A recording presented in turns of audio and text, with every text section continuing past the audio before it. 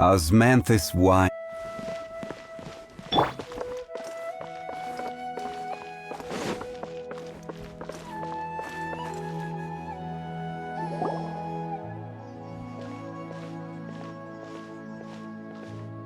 Ad Astra Abyssosque. We meet again, you two.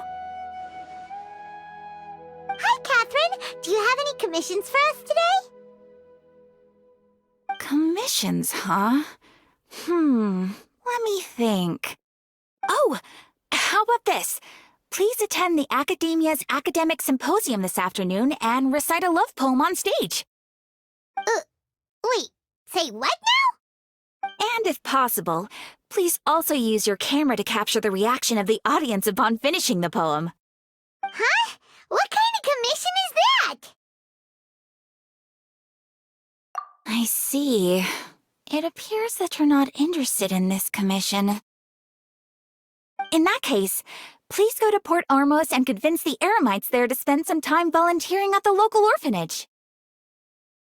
Hey, that's not any better. I'm sure the mercenaries will have some interesting reactions as well. Paimon's gotta ask, just who exactly has been submitting these commissions to the Adventurers Guild? Oh, the commissioner? Well, actually, I just wanted to see the two of you in action. Was it so obvious? I was hoping you would actually take one of those commissions. That kind of chance to observe humans doesn't come by often. Ah, so it's Nahida. Paimon just knew Catherine wouldn't crack those kinds of jokes. When did you get into her head? From when she said, Ad Astra Abyssosque? So it's been you this whole time? Are you done resting up, Nahida? Yes. I've been sleeping ever since we parted ways, and I even had a really long dream. It was another dream about the Sub-Zero's festival, except it was a happy one. In my dream, I was sitting in the middle of a flower terrace, and everyone in Sumeru City was holding hands as they danced in circles around me. They danced round and round, and everyone looked really happy. I also got to sit on a gigantic flower carriage. Ferris, the Knight of Flowers, raised me really high above the ground, and I was throwing an endless amount of Yalda candies at the children. You know, Nahida, maybe your dream is how the Sub-Zero's festival really should be. It's meant to be a joyous time where everyone gets together to celebrate your birthday. Huh? Wasn't I describing a really happy dream? Why are you both looking at me like that? Wait, could this be an example of the emotion known as pity? No, we aren't pitying you. That would only make everything worse. We just don't want you to feel too sad. By the way, have you had a chance to visit Dunyarzad? How's she doing?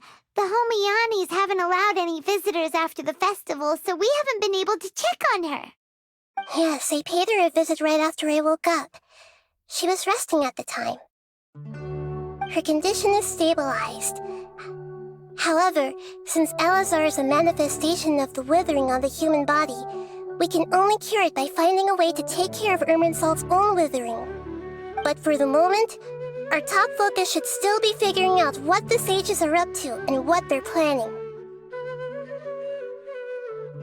Right. Who knows what'll happen if they manage to pull off another scheme like the Samsara of the Sub-Zero's festival? So our first priority should be investigating and putting a stop to the sages' activities. As for how we should pull that off, let's discuss it somewhere else. There are too many adventurers around here. Oh, good point. Sorry, adventurers. We're gonna be borrowing Catherine for a little while.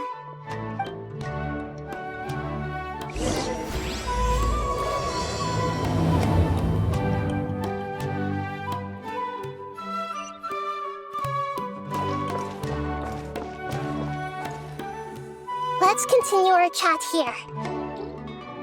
Okay, so do you have any ideas on how we can investigate the sages, Nahida? Actually, I've already done a little bit of work on that. But for now, I want to hear your thoughts.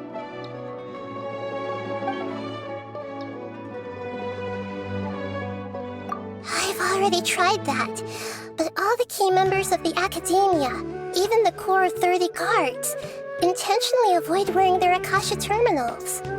It seems that from the very beginning, they've been guarding against info leaks from the Akasha. Of course, it could also be because they're wary of me. Have you already caught the sage's attention? I'm guessing not yet. But distrusting me would make perfect sense if they've ever paid attention to the urban legends about me. In any case, I probably can't take over their minds directly. No way, that's too risky. You mean it'd be too easy to get caught? No, it's not that. We shouldn't involve innocent students in this. A single mistake could completely ruin their lives. Doing that would be ignoring the safety of my people for my own selfish goals. How is that any different from what the sages are doing? That's a good point. Spoken like the god of Sumeru. We're in the dark as of now. Since we still don't know anything about their goals, any rash move could tip them off and lead to terrible consequences. After all, every person in Sumeru City is one of their hostages.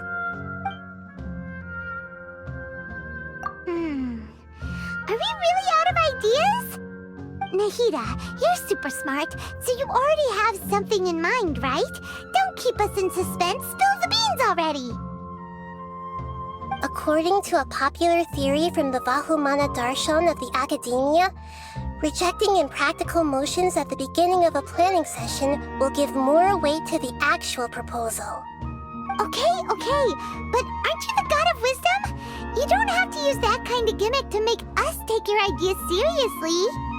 Well, I've been thinking that if I can't directly possess the leaders, and if I can't get ordinary people involved, then I should find someone who's already involved, but hasn't decided to side with the sages.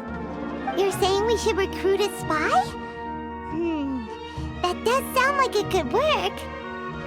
Oh, before coming back, we met someone named Al-Haytham. He seems like he acts alone, and he likes doing stuff behind the Academia's back. They probably aren't in cahoots. Actually, I already have someone in mind. Do you still remember that female scholar named Setaria? Setaria? Paimon remembers now. Isn't she the one who's always trailing behind the Grand Sage of the Academia? We ran into her basically every time the Sub-Zero's festival repeated itself. You could even say we're old enemies by now. Paimon still remembers the smug and mean way she always spoke to Nilou. I've always liked observing all kinds of people, and Setaria has always stood out from the crowd. She was born in the desert and was hailed as their greatest genius.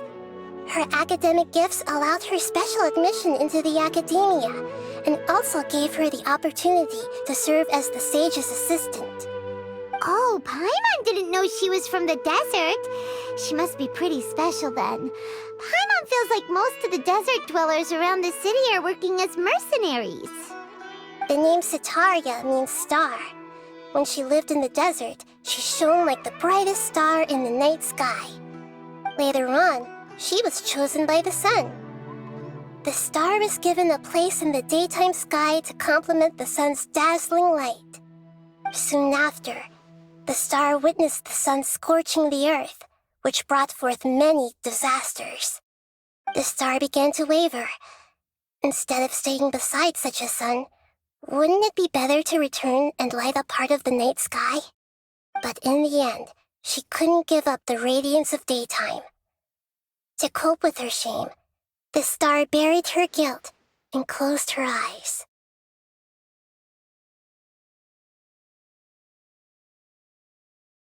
From the sound of it, Sataria's just hung up on the research opportunities here. But she doesn't really support the academia. She still feels guilty about not doing more for the desert, right? She's just running away from her problems. Indeed. When they are presented with complex moral issues, many people will simply plug their ears and go with the flow until the problem can't be fixed anymore. She's suppressing a lot of guilt, but before she realized it, she had already become the sage's accomplice. She can't deny her part in their schemes anymore. Right. We must somehow make her face her problems again. That way, not only can we get useful intel from her, but she can also use it as an opportunity to redeem herself. From my past observations, Sataria will take a day off from the academia every 10 days to do some shopping in the city. Tomorrow afternoon just happens to be a shopping day for her. That'll be our chance. To prepare, let's go check out some of her favorite spots and have a quick chat with a few of the vendors there.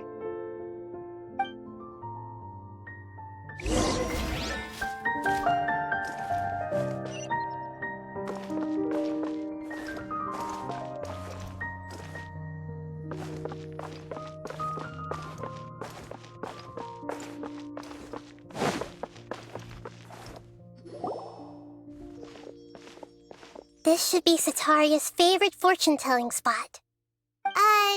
So should we ask the fortune teller about Sataria? No, I already have enough information on Sataria. The most important thing now is for you to pay attention to the vendor's talking style and key characteristics.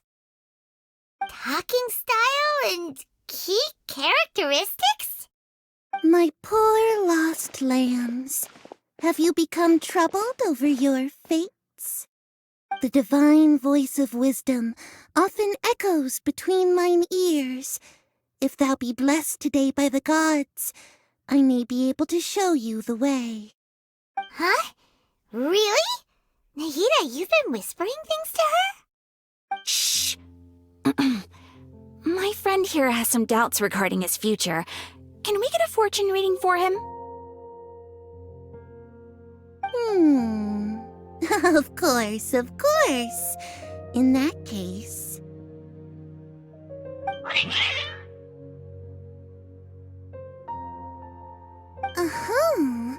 It would seem that Harut and Marut are quite wary of you. Perhaps, at some time in the past, you have somehow offended the gods.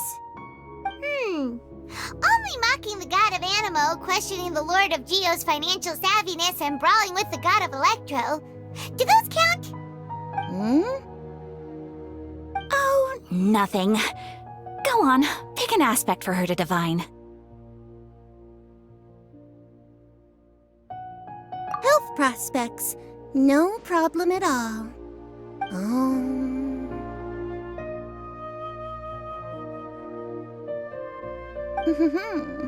The gods have spoken. The truth shall be revealed. Your life shall continue on for many tens of thousands of years. Impossible. Harut, Marut, did you two spoil my divination? I've never read a fortune so absurd.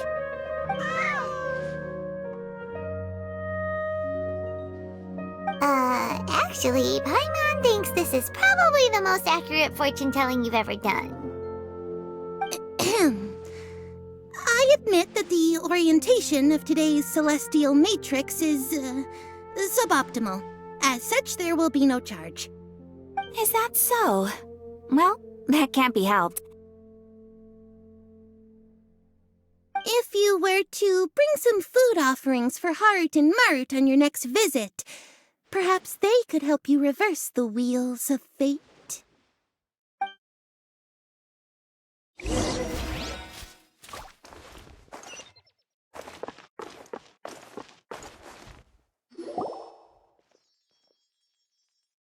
Is this another one of Sataria's favorite stalls?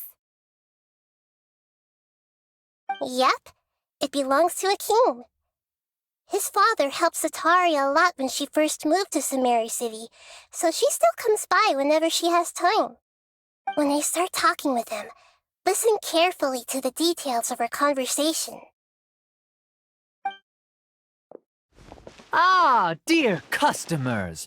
Would you like to look at some pottery? We caught wind of your great craftsmanship, so we specifically came to take a look. Oh, I recognize you. Aren't you Miss Catherine from the Adventurers Guild? Sounds like I'm in for some big business. Speaking of, where did you learn this trade? I suppose you could say it all started with my dad. He's a mason by trade, but I picked up an interest in clay while apprenticing for him. After that, I began making pottery by myself in secret, and I simply changed trades when my works turned out well. Although it's a pity that I'm no longer making much use of the knowledge provided to me by the Akasha. That's nice. You're making a living doing something you love. So is your father still working as a mason? Oh no, not anymore. A few years back, he fell from a roof and broke his leg. Since he had already saved enough mora over all these years, he's just enjoying the retired life in Port Ormos nowadays. I see. We wish him peace and happiness in his retirement. I'll have someone in charge of logistics at the guild come by another day for some goods. We'll leave you to it. Take care now. No problem. Rest easy, all our goods are sure to meet your every need.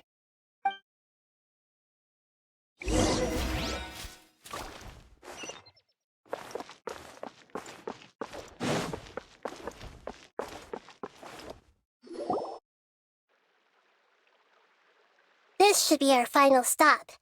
Sataria's always thinking of this restaurant when she's working at the academia, so she always comes by whenever she's out in the city. Nahida, you've really thought of everything! It's my duty to protect Samari's citizens, after all. Hi there. I feel like I've seen you down by the docks before. Huh? Sorry, I don't quite remember. If I recall, you were having a discussion with someone about shipbuilding at the time. Ah, that's right! I've always been really interested in feats of marine engineering. After all, I grew up in Liyue Harbor and spent my entire childhood staring at the ships going in and out of the port. I came to Sumeru to study, but failed to make it into the academia due to my lack of talent. But I'm still discussing all kinds of problems with different scholars, and I'm continuing to study and perform research from the restaurant's basement. I'm sure I'll get into the academia after their next round of exams. What an admirable spirit for learning. Amazing! Sure, but you'll find hardworking people wherever you go. So this restaurant has a basement as well? Huh. First I've heard of it. That's right. It's not usually open to patrons. Most of the time, employees use it for breaks or to hold private events. I see. Guess that makes sense. Well, good luck with your studies, Miss Chishan. Thank you so much. As long as I can make it into the academia as an official student, I'll be happy.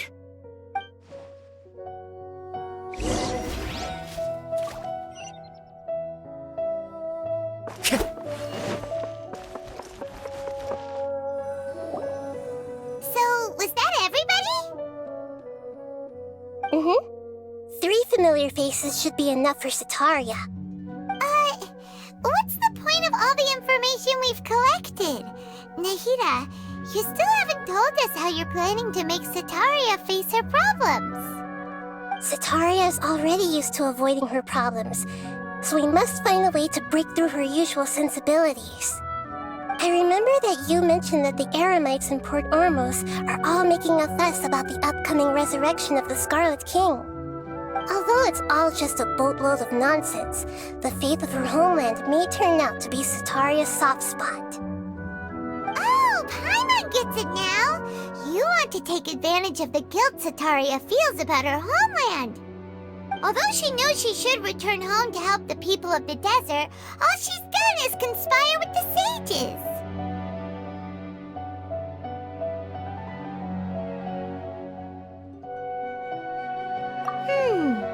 So how do we set that up? Well, the Scarlet King is long gone, and Sataria is also too smart to fall for any simple tricks. If we simply engaged her under the guise of the Scarlet King's believers, she would definitely be wary of us, and we may not get anywhere. But if we were to borrow some of her close acquaintances to talk with her, her reaction would probably be very different. So, you mean you're going to possess those people we just talked to? Yep. Possess them through the Akasha. Imply that they've already converted to the faith of the Scarlet King, and then convey our made-up will of the Scarlet King. As long as everything goes smoothly, we'll get through to Sataria for sure. She'll never guess that we had anything to do with it. Ah, so that's how you're going to use all the info we collected on these people. It's so that you won't slip up and break form. Possessing them will only work if you can manage to pass off as them. Exactly. So, best of luck with impersonating them. Huh? Best of luck? But we don't know how to possess anyone. That's no problem at all. I'll just share all their senses with you once I've possessed them. As long as you're also wearing an Akasha terminal, the effect will basically be as if you've possessed them yourself. Huh. That is pretty convenient. But why does he have to do this? Can't you do it yourself? Although I've been observing humans for a while, I've never been good at imitating them. You're not wrong. It's always been painfully obvious whenever you try to pass as Catherine. If it was at all possible, I would have preferred to leave these people alone. But seeing how things are now, I probably should just accept it and push on. Yeah, don't beat yourself up over it. We're only doing this to help everyone, and we'll only be borrowing them for a little while anyway. Alright, then let's give it a go tomorrow afternoon.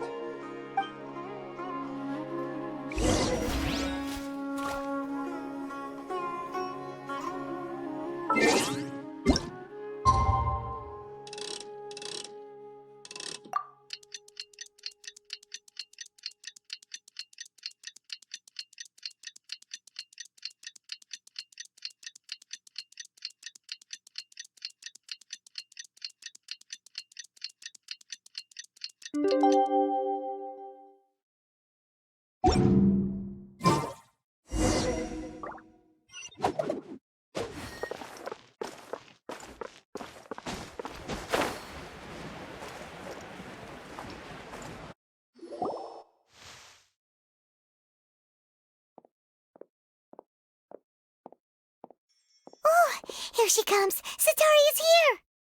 Let's quietly follow her. Once she starts talking to her acquaintances, we'll find a safe spot to begin possessing them. As for how we'll sway her to our side, I'll leave that to you. I trust you'll know what to say. Paimon's starting to feel kinda nervous. Okay, let's go. Looks like they've already started talking. Let's find a hiding spot and get started.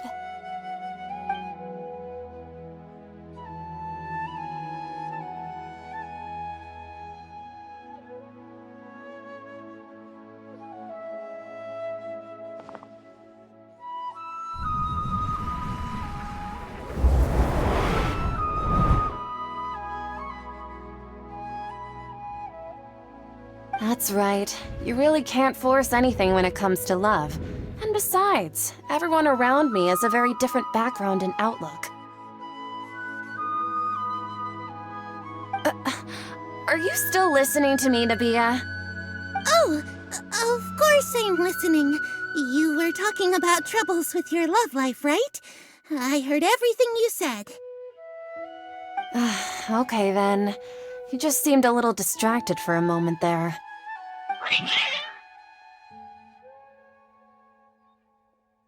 Strange.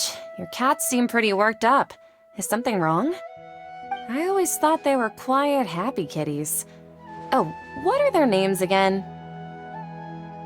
Ah, that's right. They are just little darlings, aren't they? Harut and Marut. So, which fortune do you want me to read for you today? You must have come for another echo of the divine voice of wisdom.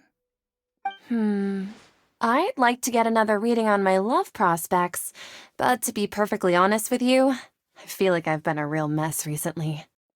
A mess?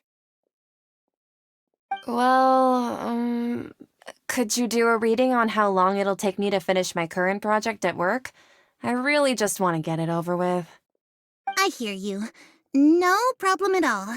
The gods will reveal the truth.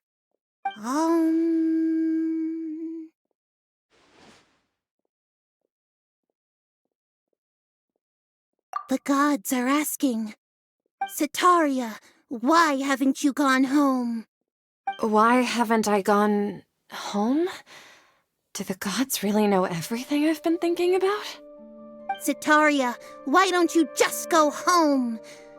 It's a demand now instead of a question.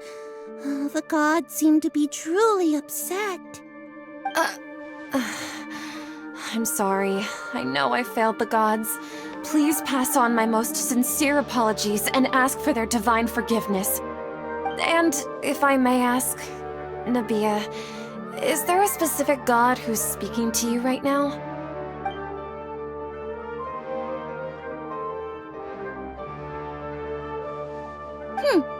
What an inconsiderate and naive question. The god who is speaking to me is, of course, the wisest and mightiest of all, the Scarlet King. The Scarlet King? No wonder he would make such a demand of me. Oh, wait a second. The Scarlet King passed away a long time ago. Even though news of the Scarlet King's resurrection has been spreading like wildfire, it's all just a misinformation campaign from the academia. How can the Scarlet King still exist in real life? What insolence! I am the Scarlet King's most loyal believer. Do you wish to refute his voice of wisdom? Oh, no. As a child of the desert, I am only reveling in his power upon learning that his divine glory has touched even this city. I will think very carefully about his demand of me. I'm sorry. I must go now. Wait!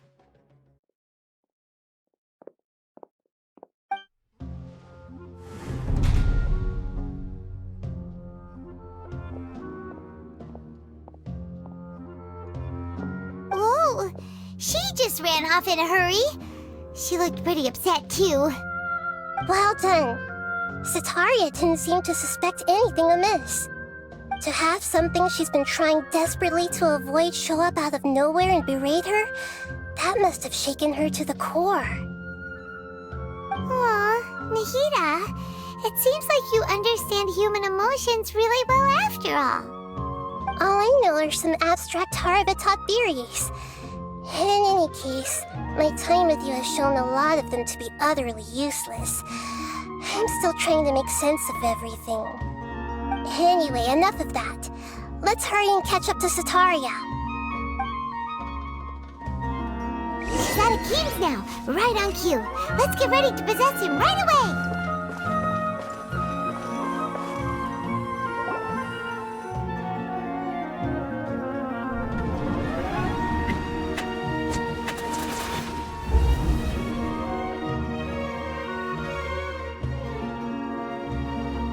It's okay. I just got caught up in something. Oh, actually, didn't you ask me to help you look for work? What kind of work were you looking for again? Oh, right. Your old man's craft.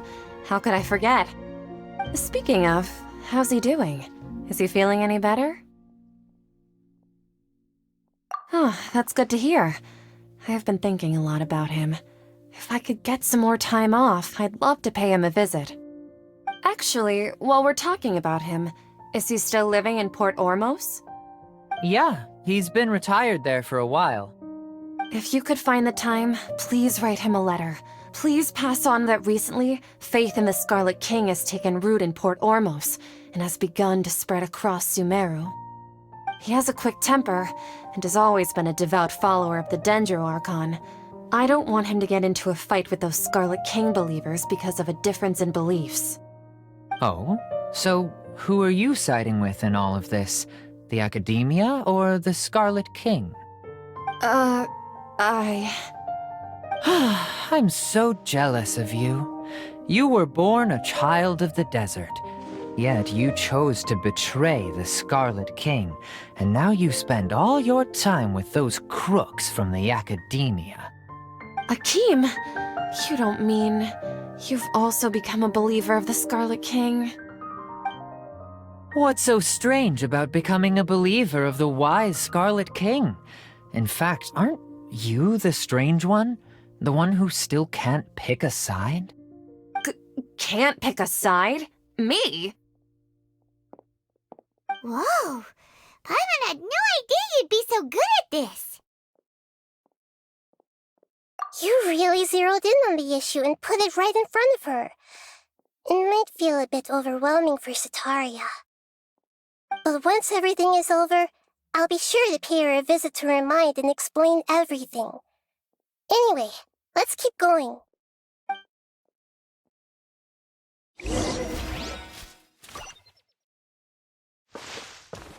Come on! Setaria's already started talking with Shishan!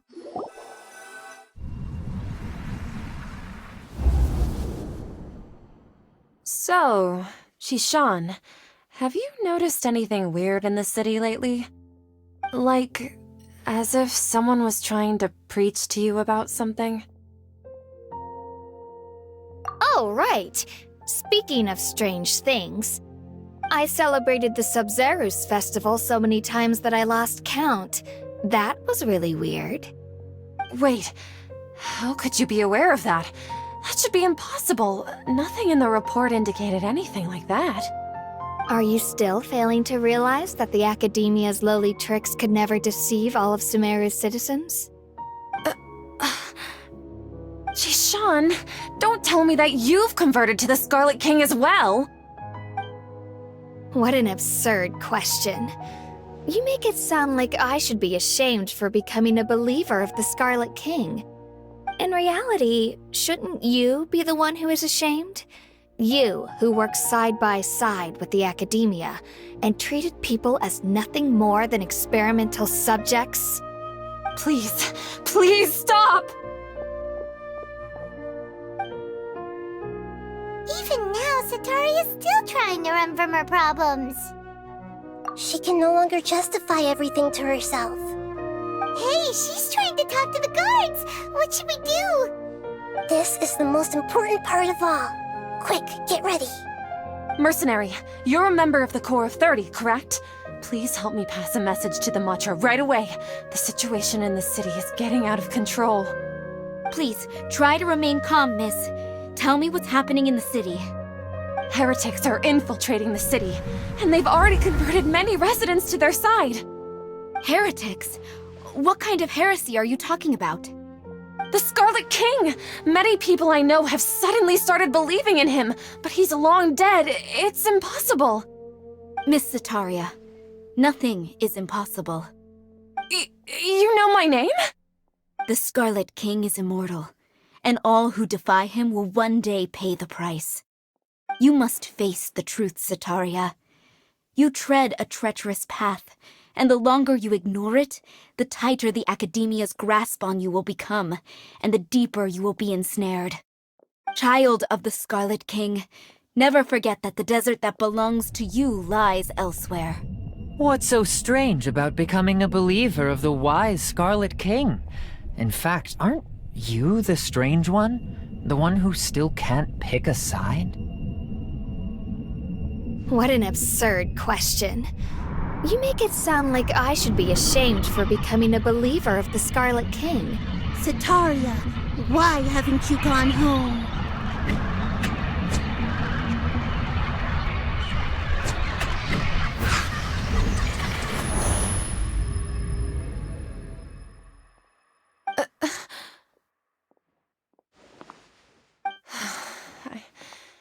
seems that no matter where I run, I only keep finding more believers of the Scarlet King.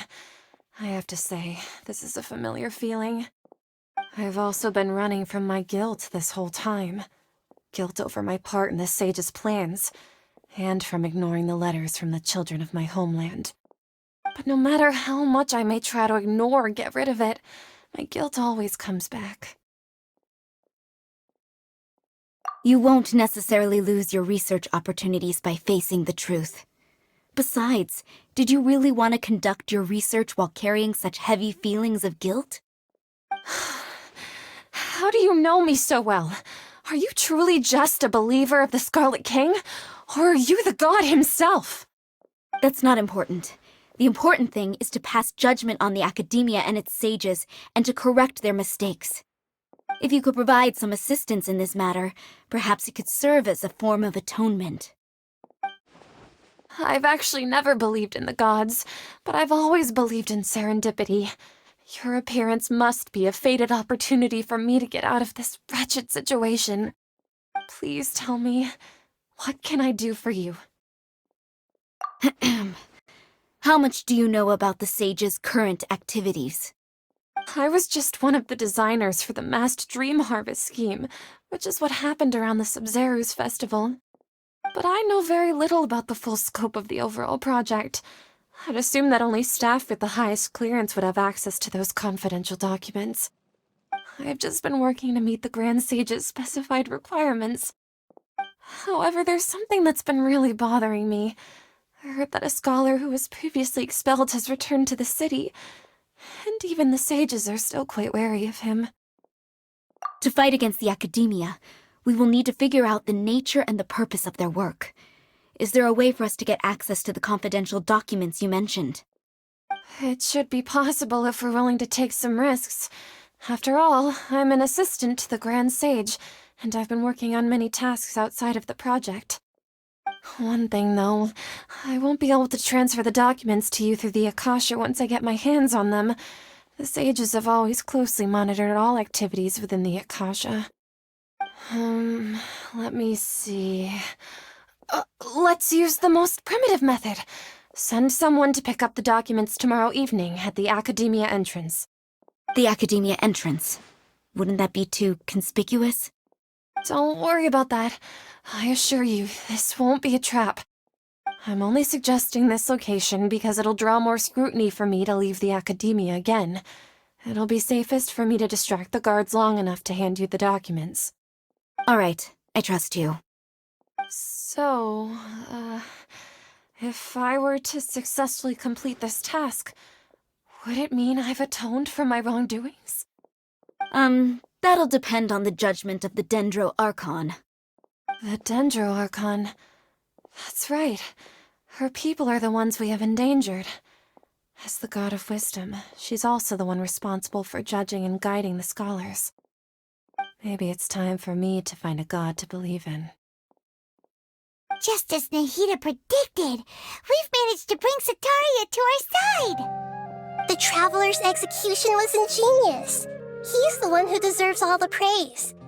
Well, now that we've made plans to meet again tomorrow evening, all we can do is pray for Sataria's mission to go off without a hitch. Pray? But if we're going to pray to the gods, aren't we just praying to you? God of wisdom and guardian of the scholars? No. The truth is the true guardian of scholars. I've always believed that. Anyway, let's meet again tomorrow evening at the Adventurers Guild.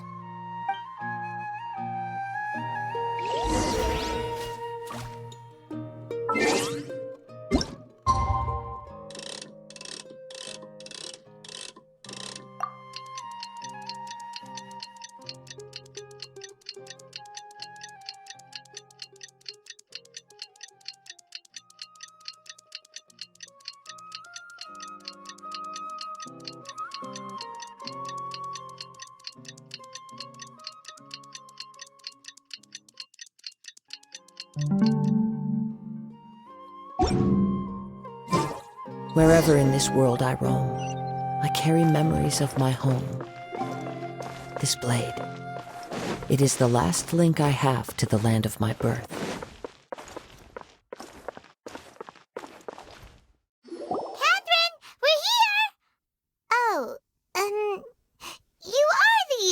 other Catherine, right?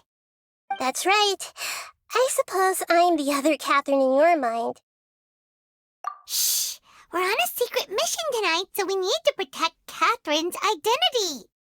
Yep, Paimon's right. We cannot fully rule out the chance that the meetup tonight is just a trap. If something were to happen, my existence may be the only trump card we'll be able to play. After all, the academia should still be unable to confirm the existence of my consciousness in the outside world. Yep, exactly, just what Paimon was thinking. Anyway, enough about that. Let's just make sure to be on our guard. Off? What do you feel is off? It's the middle of the night. Of course it's quiet.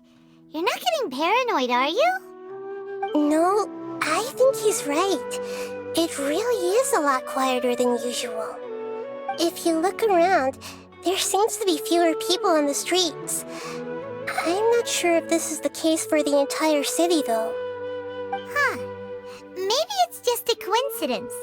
Maybe Sataria figured out a way to not only distract the guards, but also to get everyone to go to sleep early, just so we can exchange the documents in peace. I also can't quite figure out why things feel a little off. But now that we're here, let's go ahead and meet her as we planned. Well, regardless, as long as you're here with us, Paimon feels a little safer.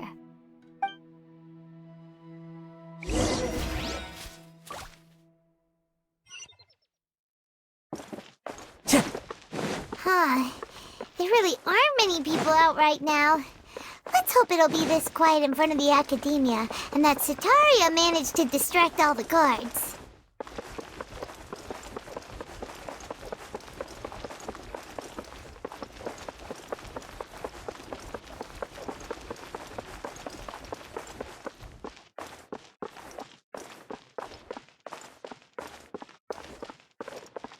Time to go.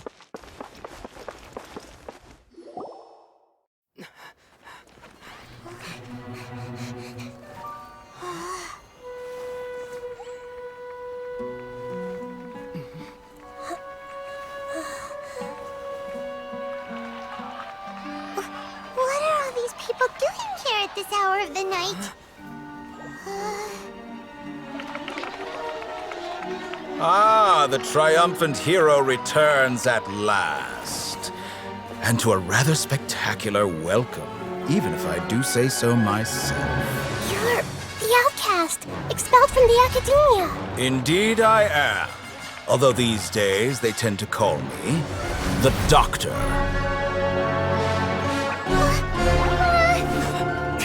If you're looking for your researcher friend, she has already been taken into confinement. With some basic caution, she could have discovered the listening device on her person. Clearly, she lacks the degree of rigor expected of a true scholar.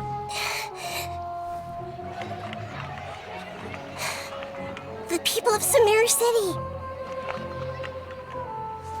What have you done to them?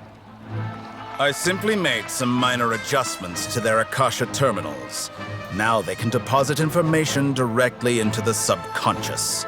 As you can see, all these lovely people now believe this traveler is a hero who has just saved the world. My experiment is a success. And now it seems they can no longer hold back their sheer adoration. Oh no, what should we do? These are all just regular people. Leave now.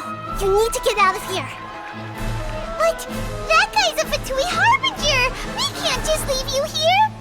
Nor can I abandon the people of Sumeru!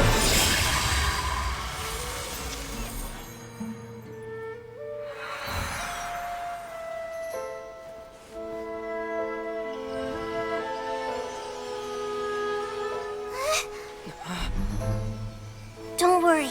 We'll meet again outside of the city.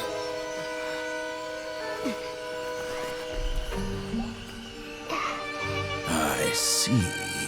You appear to have overridden their mental faculties with your own consciousness. To possess such a powerful mind, you must be the god of wisdom.